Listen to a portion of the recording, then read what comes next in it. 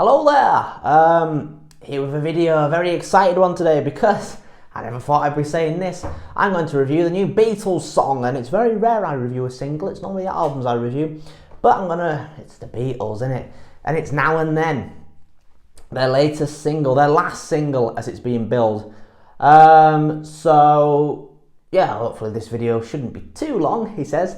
I'm going to talk a little bit, I'll talk about the artwork, the packaging, all what's included, if I like it, the song itself, etc.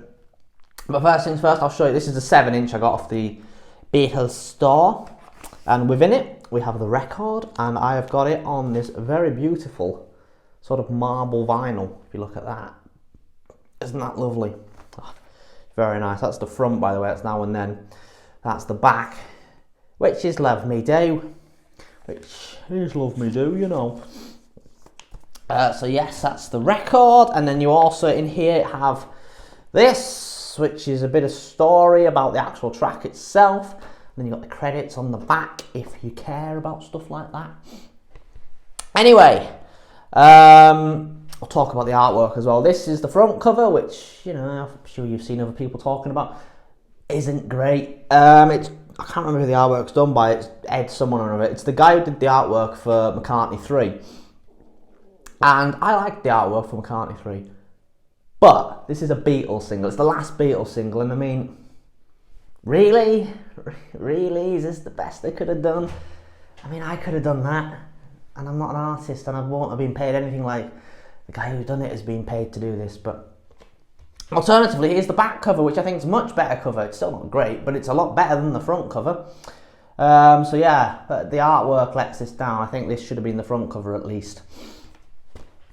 Anyway, Now and Then. This song, I'm sure most of us know the story. John Lennon recorded this in about 1978. He sat at his piano at home in the Dakota with a cassette on his piano. He played into the cassette.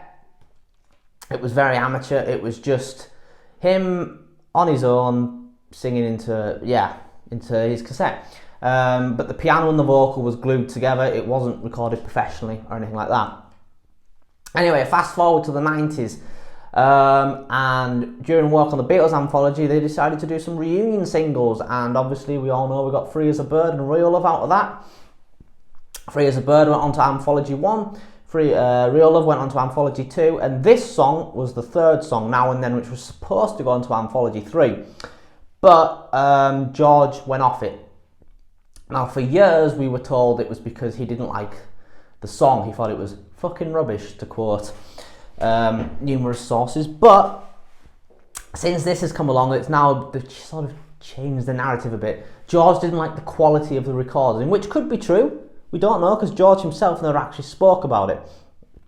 And there is a quote somewhere from Olivia Harrison where she says she knows for a fact if George was still here, he'd have joined Paul and Ringo in finishing this. But anyway, so there was, obviously they couldn't remove, at the time, the vocals and the cassette, the vocals and the piano, they were glued together. So they couldn't remove them.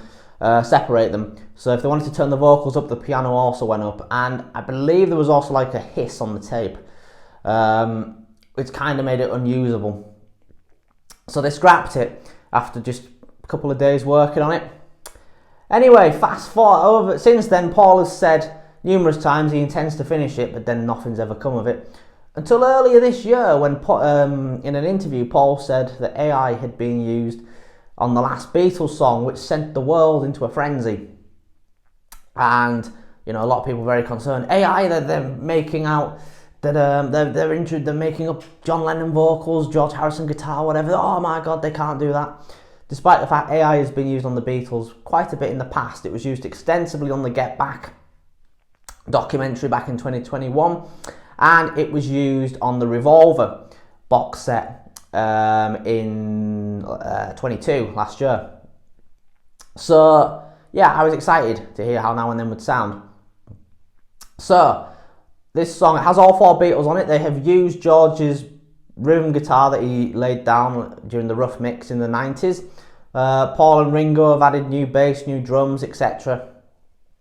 John's vocals are obviously Now up front, because Peter Jackson's AI technology that was used on the Get Back project was used here, and it managed to separate the piano and the vocals so they could get a crystal clear John Lennon vocal, which is very good. So that gives us the finished song. And what do I think of the song? I think it's good. I think it's good. You know, I'm not going to come on here and say it's the greatest song the Beatles have done, because it's not. It's not like Strawberry Fields or Day in the Life or Hey Jude or anything like that. But it's a good, solid song. Now, if I'm to compare it to the other Beatles reunion songs, So Free as a Bird and Real Love, I would say of the 3 tracks, Real Love is the best track. But this one, I do like it. Although, a slight criticism, I was very familiar with the demo. And I loved the chorus on the demo, the bit where John starts singing, I Don't Want to Lose You. And they've just completely removed it on here. I don't know why. Why is it gone? I'm aware at the end of it, John sort of stopped singing because I don't think he had all the words. But, you know, couldn't we have done what we did with Free as a Bird and Paul write some more words for that bit, rather than just completely remove what was quite a large portion of the song? So yeah, I must admit I was a tad disappointed to see that they'd removed the I Don't Want to Lose You bit of the song. But otherwise, it's very nice to have this. It's very, Paul's harmonies with John, you know, it kind of works. It does work. It is obviously old man Paul, 80-odd-year-old Paul, singing with a 30-odd-year-old John Lennon. But it kind of works. It doesn't sound too out of place. And they've also used backing vocals from other Beatles tracks. I think it's Here, There and Everywhere, Eleanor Rigby and Because.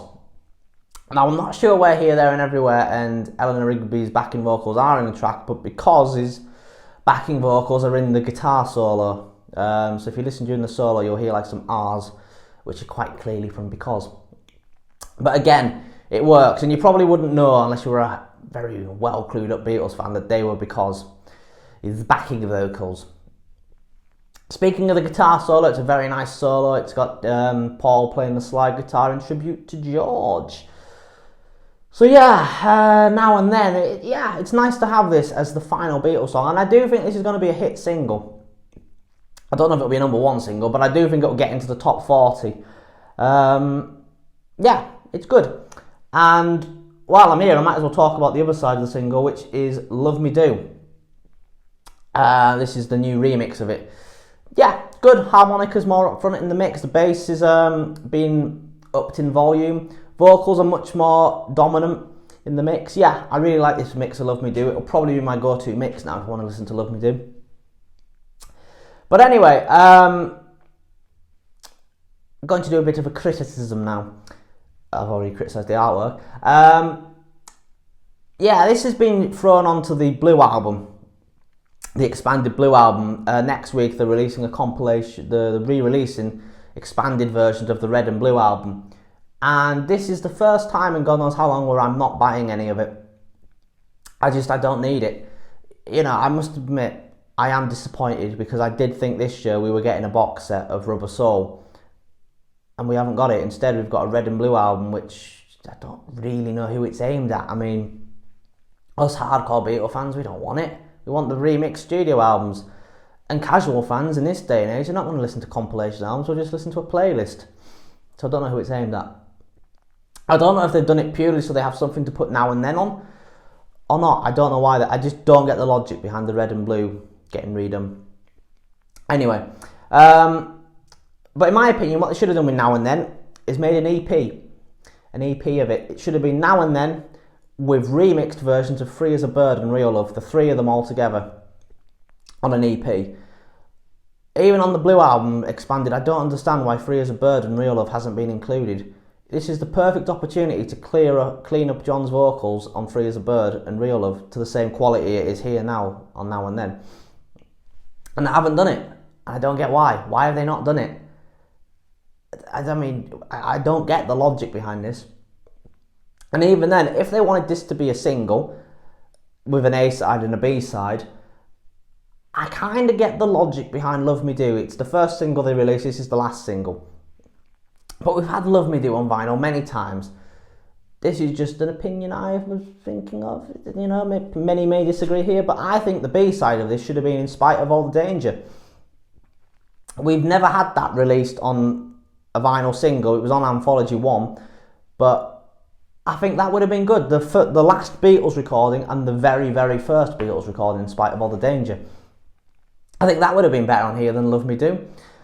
But yeah, I just think it's a great opportunity where they've kind of missed the mark a bit. Yeah, I just, the logic I don't get with some of this. Anyway, I think that's all I've got to say, really. Overall, great song. I think Paul has done and Ringo have done a really, really good job with this. And Giles Martin, obviously.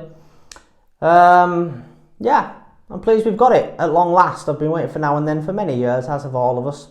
And we've finally got it, which is good.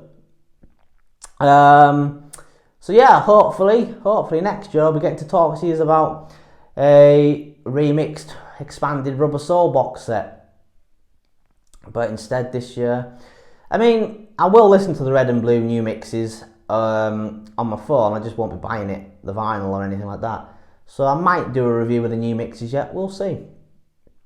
But for now, if you haven't heard this, go and listen to it and watch the video as well. The video is very, very good. Peter Jacks has done a brilliant job with that music video. Yeah. Anyway, thank you very much for watching, and I will see you at some point very soon. Goodbye.